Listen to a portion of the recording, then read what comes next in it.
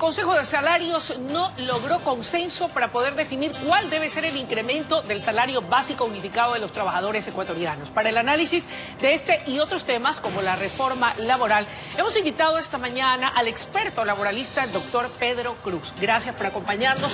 Buenos días y bienvenido. Doctor, comencemos por este que es el tema de coyuntura y que se repite todos los años.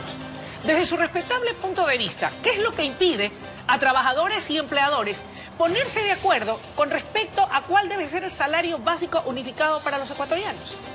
Como bien lo dices tú, Luisa, cada año hay estos problemas técnicos y legales. ¿Por qué técnicos? Porque el gobierno y el representante de los empleadores tienen que ver el índice inflacionario, problemáticas de producción, de productividad, plazas de empleo, mercados regionales y nacionales, sus ventas, sus utilidades, mientras que el sector trabajador ve la disminución de sus ingresos salariales por la inflación, que en este caso es mínima. Esas son las variables. Esas son las variables técnicas. De acuerdo a su experiencia, usted fue incluso subsecretario del Trabajo, es un experto en derechos laborales. ¿Cuáles debieran ser, de acuerdo a las variables actuales que giran en torno al Ecuador, el incremento apropiado? Porque hay un sector de los trabajadores que plantea un 25%, lo que equivaldría a más de $90 de incremento. Hay otro sector, como la Central Única de Trabajadores, que propone un incremento de $15, en tanto que el sector empresarial habla de 0,45% de incremento, y otros incluso dicen que debe quedarse congelado en $394. Mire, esas variables técnicas que usted bien enfoca, chocan con la realidad social y económica del país. ¿Cuál es la realidad?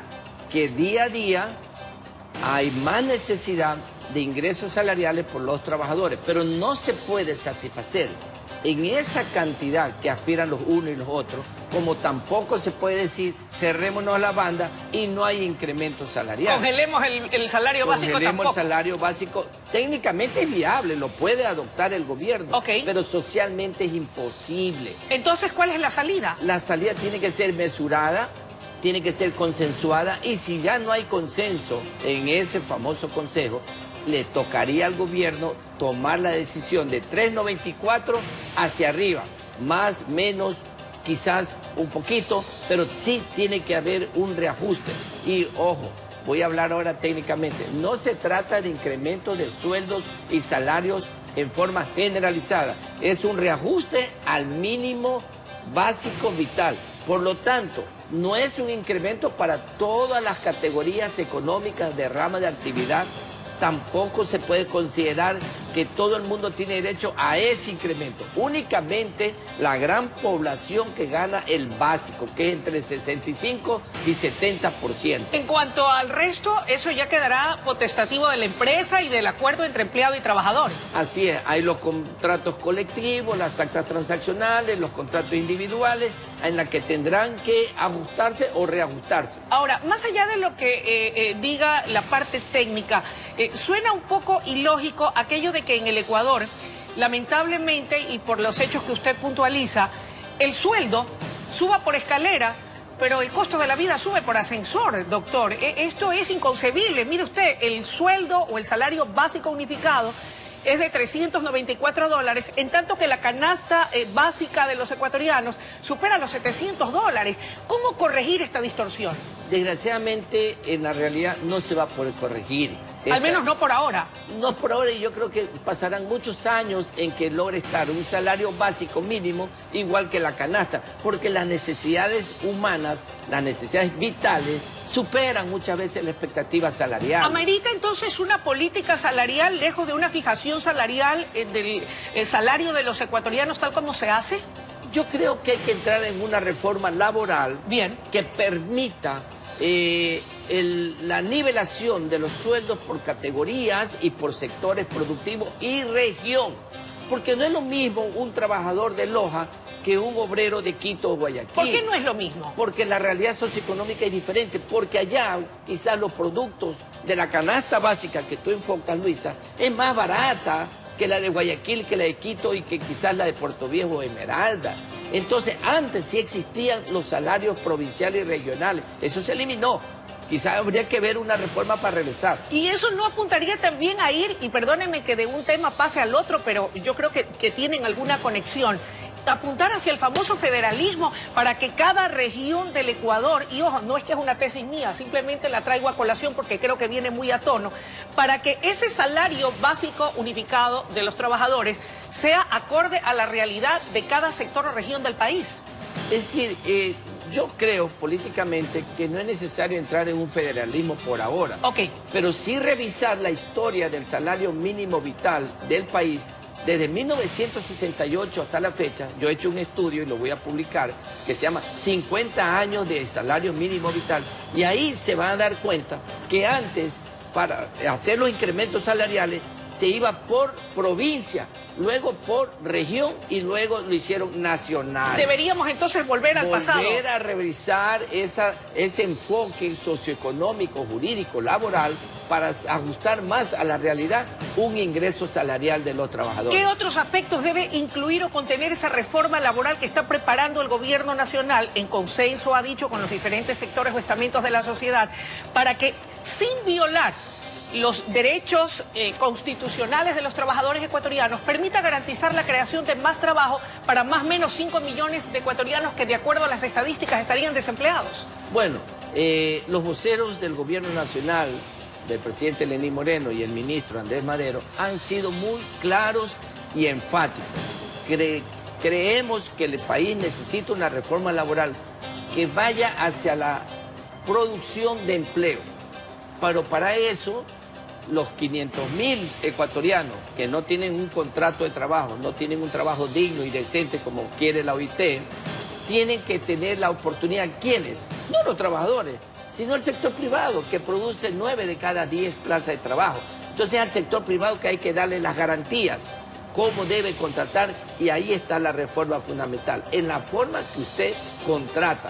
Oiga, ya que hablamos de reformas y en vista de que este tema del salario básico unificado y en cuánto más o menos debe incrementarse, que es lo que aspira el trabajador ecuatoriano, aquí surge otro tema que también es polémico, y es el hecho de que si usted le hace una encuesta o ponen una consulta popular a los ecuatorianos, y esto lo digo como una ecuatoriana más, y le pregunta, ¿usted está de acuerdo con que los expresidentes o ex vicepresidentes tengan sueldos vitalicios? Yo le aseguro que la respuesta va a ser rotunda por un no. ¿Debe la Asamblea revisar aquello y dejar sin efecto esto de los sueldos vitalicios para los exmandatarios?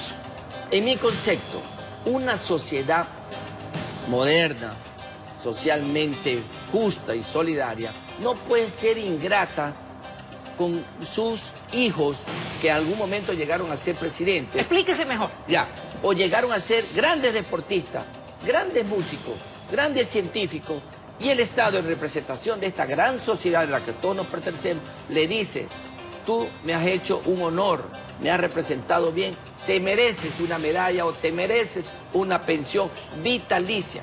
Y así nacieron las primeras pensiones vitalicias, no por ley, nacieron por decreto y luego se incorporaron a la LOCET cuando se normatizó el sector público. ¿Deben mantenerse entonces, cree usted, en el caso de los exmandatarios?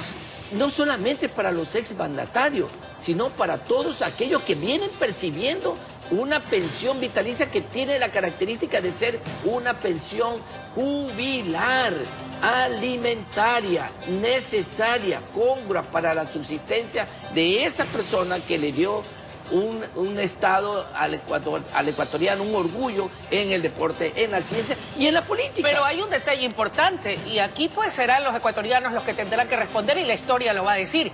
No todos los exgobernantes han dado ese honor, ese lustre, o han dicho qué bien que actúa como presidente o qué bien que fue como vicepresidente, y por eso hay que darle ese sueldo vitalicio. ¿Cómo hacemos allí? ¿Cómo distinguimos para que el pueblo esté contento y diga, este expresidente o este ex vicepresidente sí se merece tener ese sueldo vitalicio porque fue excelente e hizo cosas maravillosas? Por eso el Estado ecuatoriano tiene una asamblea que es la que dicta las leyes y revisa las leyes, derogándolas, ampliándolas, reformándolas o creando nuevos estatutos legales.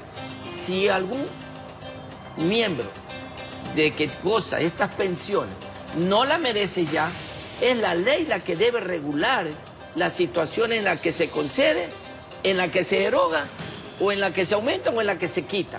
Pero no se pueden desconocer, Luisa, porque son un derecho adquirido, es un derecho fundamental, es un derecho humano, que tiene que regularse, reglamentarse, como he escuchado algunas opiniones. Perfecto, por ejemplo, no puede ser la pensión vitalicia heredera. No se puede heredar una pensión vitalicia. Terminado el beneficiario, muerto el beneficiario, terminó la pensión. Okay. Por ejemplo, si tiene dos cargos importantes, vicepresidente y presidente, una de las dos, la mejor, debe quedar en manos de ese dignatario de nuestra nacionalidad. Me queda claro. Muchísimas gracias por su presencia, Gracias. por el tiempo concedido y las opiniones vertidas aquí esta mañana. Gracias, Luis. Amables televidentes, ha sido la intervención del doctor Pedro Cruz en su calidad de experto laboralista, hablando sobre temas de coyuntura que son del interés de todos ustedes. Aquí se han expuesto los criterios. Saque usted sus propias conclusiones. Momento de una pausa y enseguida regresamos con mucho más desde la noticia Primera Emisión.